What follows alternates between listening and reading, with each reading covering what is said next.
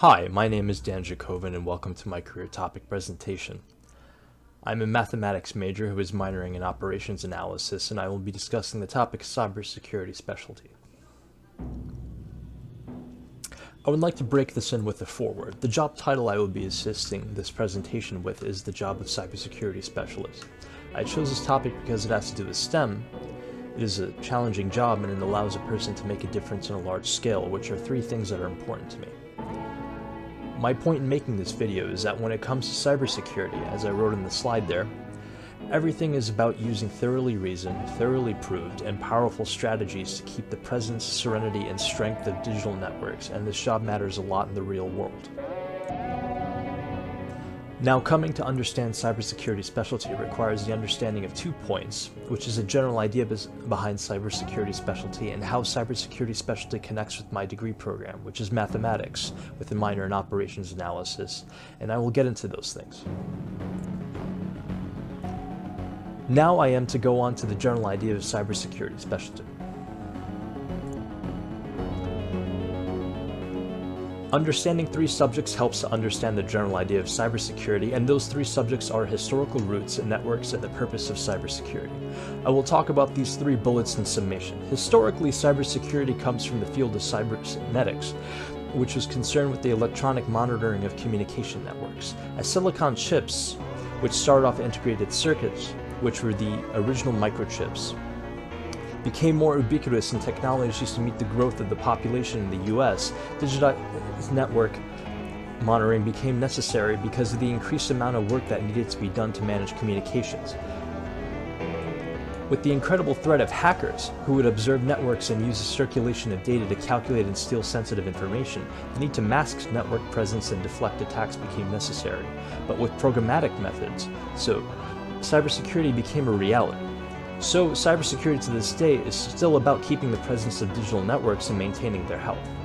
Now, how does this relate to mathematics, which is my program? I'm in mathematics with the minor in operations analysis, but I'm talking about cybersecurity. Well, mathematics is about the engineering of abstract concepts.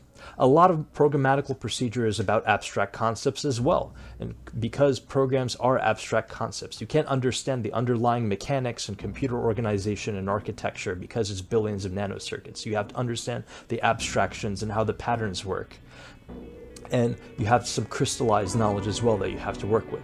So you can see the overlap here, and where this overlap actually comes from is that mathematicians like Alan Turing of England and John von Neumann of Hungary built the first computers with significant capabilities. Computers use imperatives to work much like truth tables in mathematics, and this is how all computing works on a fundamental level, to speak in a gentle way about the nuances of programming architecture and computer organization. So again, you can't really explain this stuff because it takes hours and hours and hours and books and books and books. So you have to understand it on the human language level with a little bit of a programming sense. Now let's get into the finer details of cybersecurity. Firstly, we talk salary. Cybersecurity is a lucrative and financially stabilizing occupation, with the salary ranging from $41,000 to $110,000 per year. Now, what might cause this fluctuation? Why is this range so big? Well, it comes down to economics and law. The law gives certain salary regulations at a constant multiple, but after that, it is about how much money is generated by the labor, the preferences of the companies, and how important the employer thinks that particular cybersecurity role is. Now, as to conditions, which are mentioned in the second bullet, the working conditions of a cybersecurity expert are more white-collar, require little to no physical exertion, and take place indoors. Most of the energy is used in thinking, which can be just as draining as physical activity if it is intense enough, which it is in cybersecurity. Cybersecurity specialists are surrounded by computers and work independently on stuff, but other specialists may jump in on an assignment to help solve a problem. Time management is at a premium, and often many lines of code need to be gone through it, and that number may reach several thousand lines of code, so work days can stop abruptly because of when the shift times change, and a specialist has to be prepared to pick up right where he left off, even if he or she was knee-deep in a problem to solve the previous day before. Now, since cybersecurity is heavily involved with digitized networks. Now, what is a network? Originally, it has a lot of intersection with the job of a program, and cybersecurity specialists will use compilers. I have some experience with compilers as a mathematics major, so I can donate that projects get very focus intensive. Sure, the code is arranged line by line, but it's not like reading a book when someone is to code, where one can simply go from line to line and things flow naturally. Instead, things flow like a logical circuit system. It's not intuitive, it's logical. And one line may reference any number of lines, and even another page. Things can sometimes be very entangled and becomes a knotty spherical spiderweb of different phrases and their coordination, but in the end everything is pretty much still a single component. Cybersecurity specialists may also work with network hardware and do wire work, which works a lot like using nodes, if one were to avoid programming.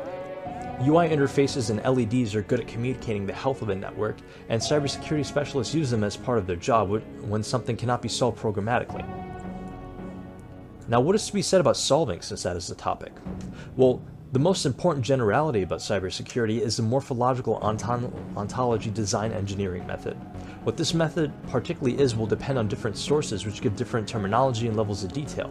But there is a recurrence relation, which is basically that this morphological ontology design engineering method is all about researching a solution to complete contemplation and then exacting it when a problem needs to be solved at work.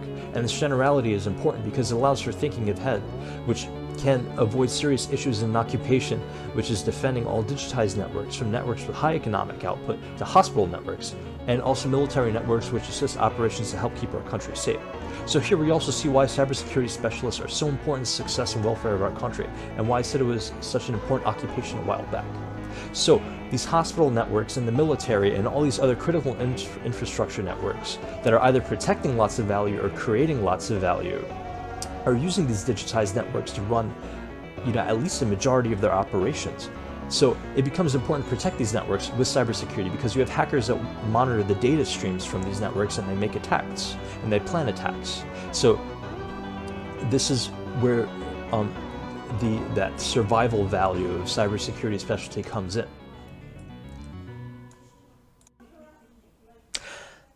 Now here is a photo which shows the working conditions of a cybersecurity specialist a little bit. This was snipped from a YouTube video about cybersecurity. Here they have the lights off, but this may not always be a necessary condition because of that moody human factor. You also see some tools that cybersecurity specialists use. Here the specialist is using software that had pre-made tools for helping with protocols, and this is a common practice too because it saves time when one can cut out some coding. Now, this is the conclusion of the presentation. I really did enjoy the opportunity to speak on a STEM topic.